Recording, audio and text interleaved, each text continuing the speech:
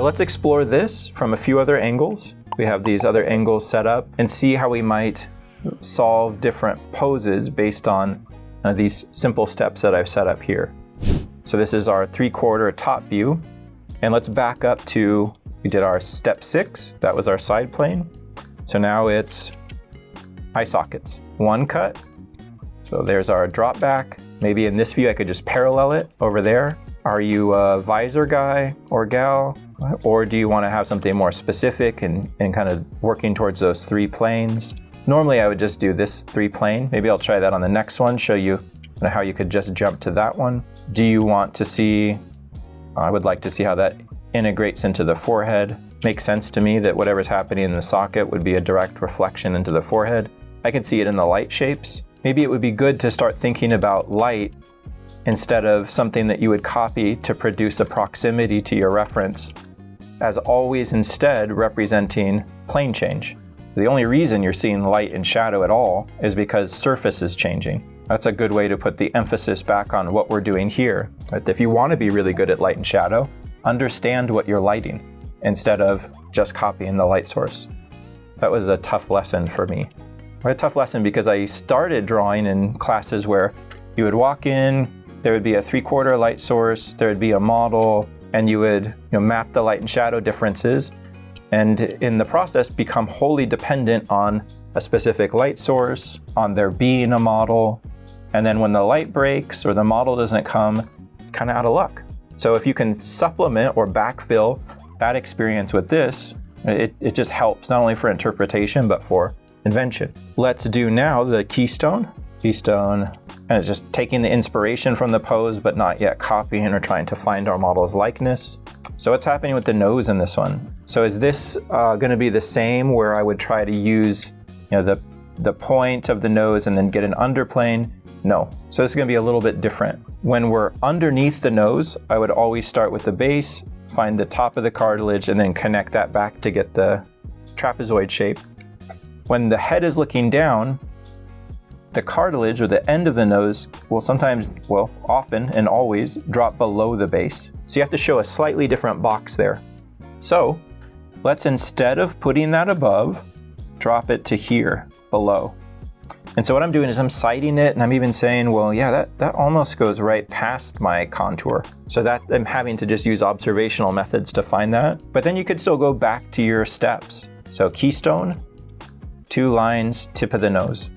Now I have a top plane for my nose.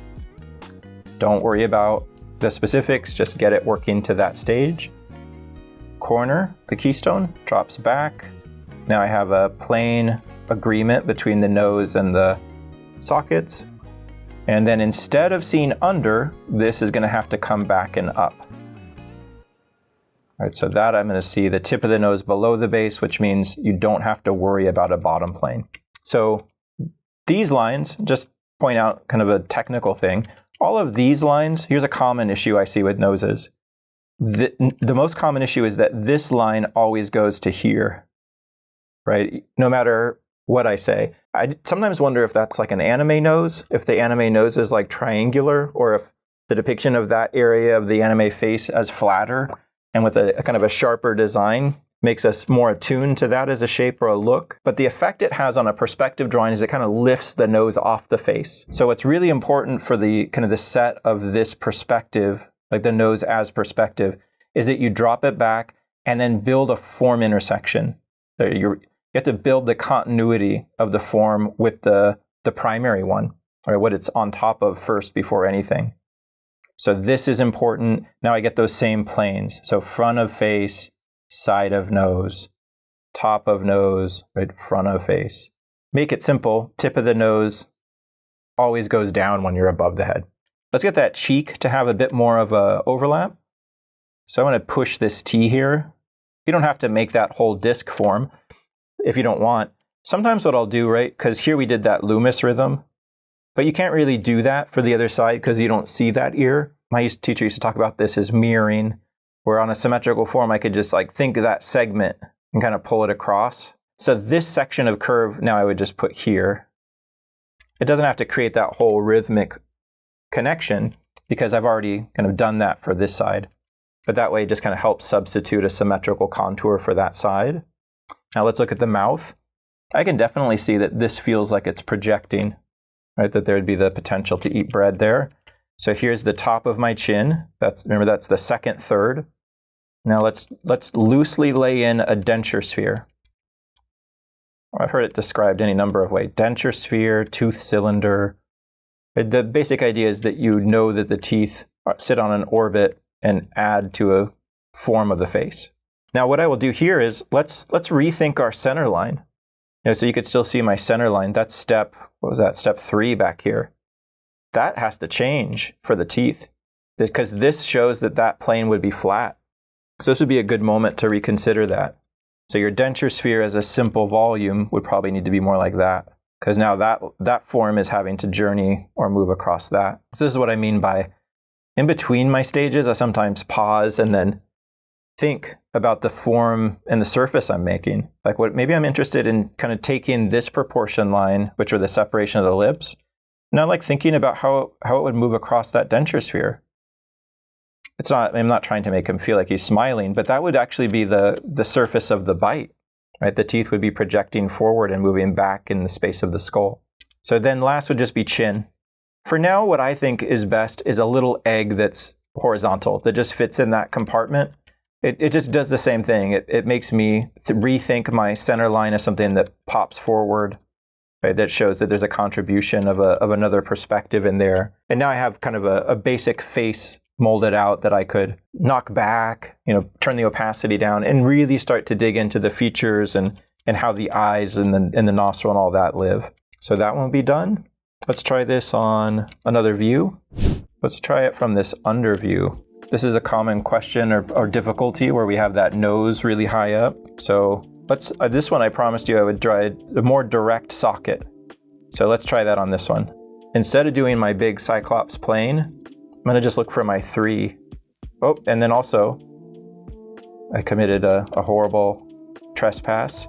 I didn't do my side plane. So let's just reverse here. Here's those. C, jaw. Sometimes what I like to think about with this, when I'm using this rhythm, which I haven't been as much lately, but I'm having fun with it today, for the Loomis kind of curve here, is like height.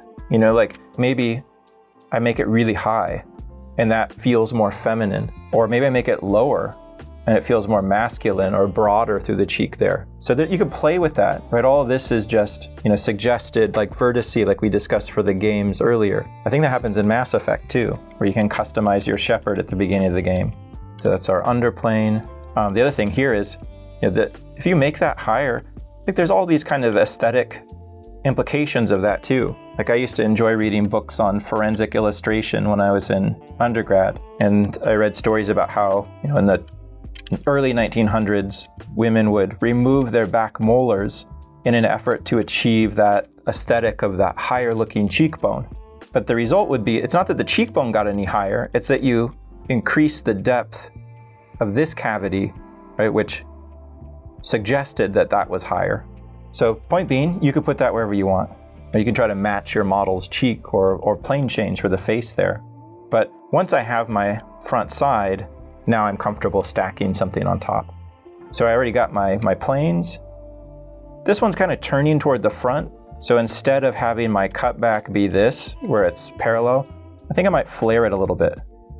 So just as a reminder, this was more of the front look for the sockets. This was more like 3/4 moving towards profile. Maybe you want to push it even more. That's just our connect the dot. And if you're really confused, just go back and do your single cut and then work your way up. But you'll know, your drawing will tell you if things start to really feel like they're off or you're losing, your faces start to warp, you'll know what step it starts to lose on, and you can go back and just kind of work on refining that. Okay, now how am I seeing the nose? Well, here's the base. How wide is it? Okay, let's say it's that wide. And if I look at the tip of the nose, it almost shares that proportion line of the socket. So I'd say it's up here. So maybe we'll do that. Let's drop this back. Again, the point of this was that we want a system of proportion where we never have to rethink it, because I don't want to. That's my least favorite part of drawing, is measuring. So here's the top of the nose. Here's the drop back. Here's the connection to the face. Here's a cross. So now just, again, a summation and exploration of my surface. Front of cheek, side of nose, top of nose. Let's put a little overlap for that cheek over here. Remember that borrowing or transfer of the rhythm of one. Now we have this great plane here that we could later come back and start to subdivide. So my subdivide would be, let's put in a septal cartilage. Let's put in the nostrils. Here's the top of the chin. Now it's time for denture sphere. So let's put our egg. Here's our big denture sphere. If you're worried about where to place it, I wouldn't bring it past the curve of the cheek if you're using this type of shape.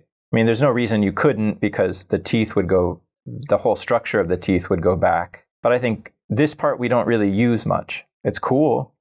I think it's really cool that the back of your bite comes from the skull. But again, it's edited for what it is that we would need or want to use in a drawing. So what does that give me? Well, now I know this might even be really useful in a pose like this where it starts to foreshorten. Maybe my denture sphere could overlap with the nose, and it would help me get that, or those series of overlaps leading me back in space. In any event, let's just stick to the surface of that symmetry line. Now that's going to push out. So it gives me a little bit more of a bow to that surface. And then here would be our chin. And that comes out. Right, so that's my basic setup. And then I could say, well, yeah, I guess I see a little bit of the cheek or jaw on that side. That would be later. Right, so I think the only difficulty with this approach is just letting things have their moment. So that's done. Let's try that on another. Okay, so this one's ready for some nose, mouth, and chin. First things first, maybe we could find a little bit tighter of a connection for the cheek in this one. Sometimes what I'll like to do is when I'm using that strict box for the socket, sometimes I'll give it like a little side plane. That'd be another way to represent your temple, right? Instead of just that narrow bone, sometimes I'll try to show a thickness, especially when I'm looking to create that intersection or overlap of the cheek. So let's do it here just for fun. So this would be the disc of the cheek. So I like to aim that maybe around the mouth and then back up. But it's really in poses where you feel like you want that wedging. And I think that's why I'm so anti, dogmatic approaches to drawing where you're this school or that school, because the answer really is all schools. Everybody's got something to offer that's going to help you somewhere along the way in some pose, right? So kind of pride in a school or a type of drawing based on not learning all of the other really interesting ones seems really silly to me. So that's my cheek there. A natural step now would be, well, I want to know more about anatomy and putting the fat and muscles on the face. So you could use this. So how would I get the masseter muscle in here and attach that to that cheek disc? And then what you could also do is not do that at all. Maybe you don't like the kind of anatomy heavy look and you don't need it for your work. Maybe you take this in a different direction and really distort and push and pull these forms. That sounds really fun also. So now we'll do the nose. Here's the base.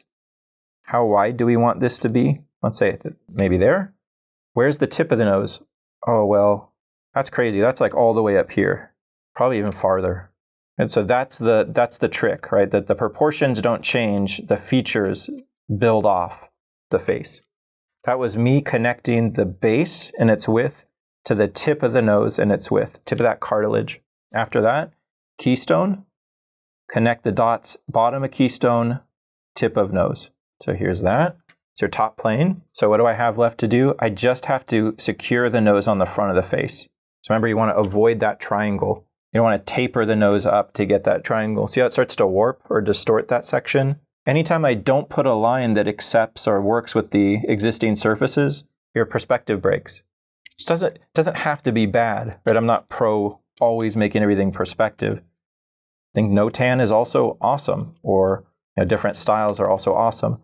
But in this, we're looking to get some kind of secured sense of perspective. And anytime you see that start to wobble or warp a bit, it's because you haven't created a comparable intersection, agreement between the forms, the prior and then the current. So there's my nose. Let's explore a surface. So here's the front of the cheek. There's the side of the nose. I could even kind of think about how I get to see how lighting works a little differently on that. This looks like it's in halftone, maybe shadow. Then I go across the tip of the nose. Probably could erase this even more. Maybe I get some cool overlaps over here. So now let's do our denture. So big egg, Mostly going to use that bottom. And now I could create an overlap, another cool overlap. So that mouth is in front of the cheek. There's a T. Think about the surface of that nose coming back, and then, oh yeah, this gets pushed out. How cool is that?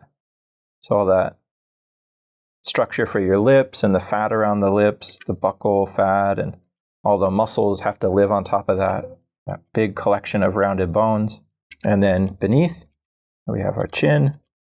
Let's keep it a simple egg, but you could probably modify that pretty easily. Remember, just for review, we said it's more common in men to have a bit of a divot here and also more of a stair step out, back, and then down. Women would be kind of more smooth and subtle. So if you wanted, you could play with that. Maybe I'll turn that chin into more of a box and create more of a plane change here.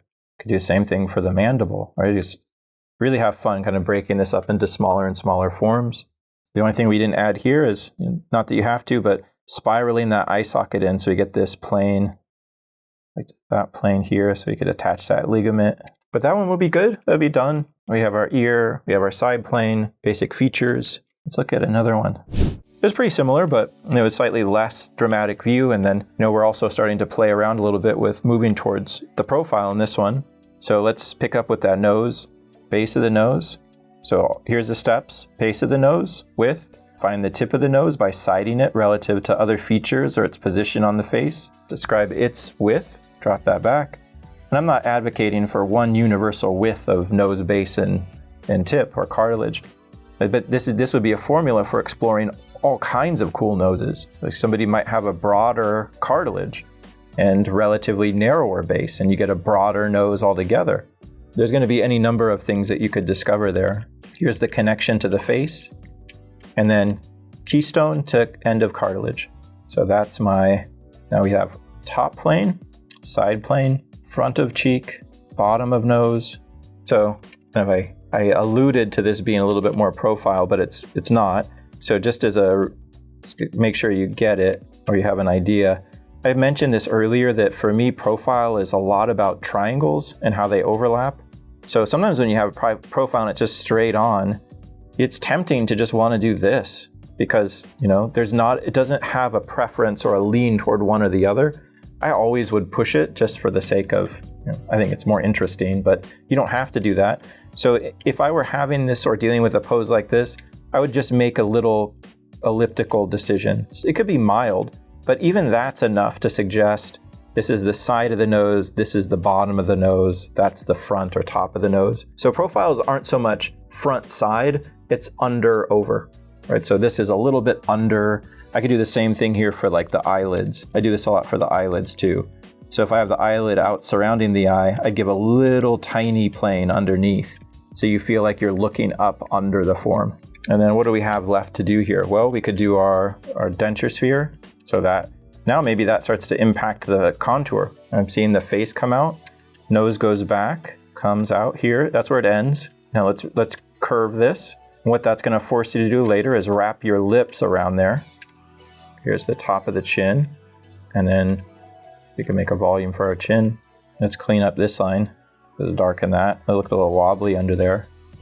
I'll put my chin and overlap that. And then here's the rest of that volume. So what I would do later with the lips is that's where my initial proportion marker was. But just like this had to change, the center line had to change to acknowledge the roundness of the denture sphere, the lips are going to have to. So you could think of the lips starting the same place.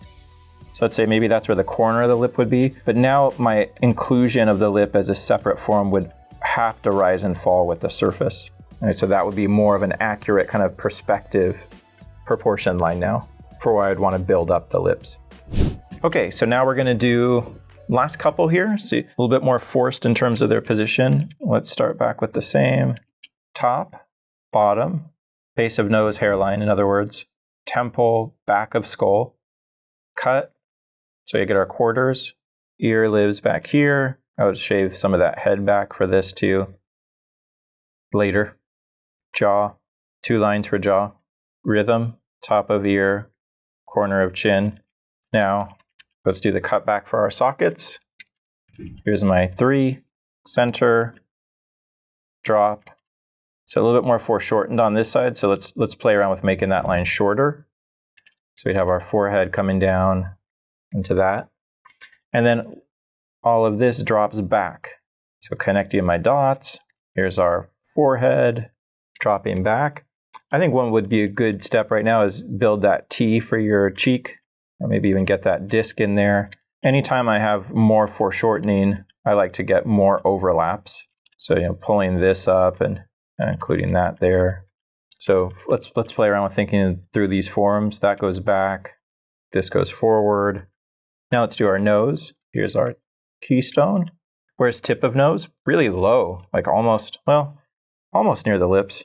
Let's say, I would guess here, maybe halfway. Okay, so let's connect that back. Oh, it's kind of cool. I see the side there a little bit too. I wonder if I could draw that. So here's the tip of the nose. Here's where it ends. This goes back. When it touches the face, it has to go with the direction. And then I get a little bit of that plane over here. So what's our surface? Front, top, across, down, back onto the front. Okay, so overlap, and then egg form for the face. Let's put that in. So more overlap. So maybe I'll really push this to be in front of that cheek. Let's try to knock that back a little bit here. Okay, nose. Here's the front of that mouth. And then chin. Let's ball that out. Maybe look at some different overlaps or unique overlaps there. What we'd do here, I'd still come in and I could cut down some of this skull shape. And that might just be a matter of observing and kind of reining this in. Or what you'll see me do a lot is I'll come back in and start drawing across these forms and just trying to think out the different surfaces. Like that's got to be a little cleaner. I still got a big bobblehead above. Could have done a better job just making that indication for the hairline for you. And then this one, for my denture sphere, I kind of turn the corner a little bit so you get that subtle side plane. Sometimes that's fun to do. That would be right when that denture sphere starts to move past the rhythm of the cheek. So that one's good. We're done with that one. Let's take a look at this one over here and see if we could bring that up to the same. And this one will be a good kind of review because this is back at step 5. So 1, 2, 3, 4, temple, hairline, maybe a little high on that one, huh? Back of skull, base of nose. There's your ellipse. Now we know this is the side of the head, this is the front. Cut it, get your quarters. Here's where the ear would be. Ear gives us cheek. Ear gives us jaw. Sometimes it's hard to see this area because there's a gland there that produces saliva. So this would be trying to get those to relate in terms of length. Here's the chin. Get a little bit of that canopy under there. That's another little triangle. In case you haven't noticed, I'd really love to be the Bob Ross of head construction with happy little triangles. Okay, so that's step 6. Step 7 is you're slowly starting to work our way through the features. So on this one, let's do the sockets. So let's do our 3. How does that relate up? So I'm taking those points and just feeling surface lines that move more or less to the hairline. Right, in an effort just to extend that structure, rhythm, and plane into the feel of the forehead. This would be something definitely that I would shrink later on. You could really see how it has a really interesting brow to keystone transition there. But for big ideas, forward to back is all I'm looking at now. Here's the recession of the socket. Let's copy that a couple more times. That's something I'd want to be consistent, unless it's a front view, and then those lines can diverge a bit. Let's tuck a little bit of that cheek back here, just so we wedge some form together. So that would give us our connection of the cheek. Haven't done too much of that direct drawing of the skull. It feels like maybe we're leaning too much on the skull when really the point here is just to summarize the skull as head construction. Sometimes what you can do, I could show another option for that cheekbone later, but I think there's another nice way to compromise and get a more technical looking moment in that side of the face for the bone, but have it be a little bit more perspective friendly. Bottom of the nose, tip of the nose. Tip of the nose is touching the contour. So let's put it there. It's pretty slight. The other thing you would want to watch out for is sometimes I'll see people do, step 4, which would be under the head for this one. Remember, step 4 is your big ellipse. So they'll begin the head by setting up the primary perspective orientation as being under, but then on top of this, show me a nose that's over, right? Or vice versa. They show above the head, but the nose is underneath. So you just want to make sure that you keep it consistent. And you don't have to. Cubism was showing multiple perspectives simultaneously, so there's no reason you can't. But to help the heads feel like they all have these parts that sit together, you just want to keep the theme of the pose in that sense of the 3D. So that's a top, side, here's a front. Hopefully you're getting used to seeing me really trying to think through the surface, choreography of the surface and the way the lines work, because that translates to value, right? So here, this is halftone. This is moving to crest light, highlight, because the planes change. So when I'm thinking this in my drawing, it's prepping me for the consideration of qualities of naturalism later. Here's the bottom of the nose. Let's put in a denture sphere. There's that overlap. This is the best way to handle the outside of the face that's turning away. I'll come back and soften it later, but like just these T's, that really does a good job to just turn that away. And then chin, so I would add like another one here. I'd see the jaw coming around, but here's the chin. And then what did we make? Well, this pushes out. That's good to know. This, look at the lighting on that. So on the chin, what I see here is it looks like there's a top. I get a little catch light, halftone, and then shadow. So ball sets me up for an observation. It's a placeholder for observations that might be a little bit more technical or detailed. But you can add that to this stage, or you can start to look at these planar breaks. Maybe you want to really become technical with your realism and think about the way that lighting moves across these smaller facets. You could take this and push it. So that would be good. Would be good for these steps to this point and ready for fun with features.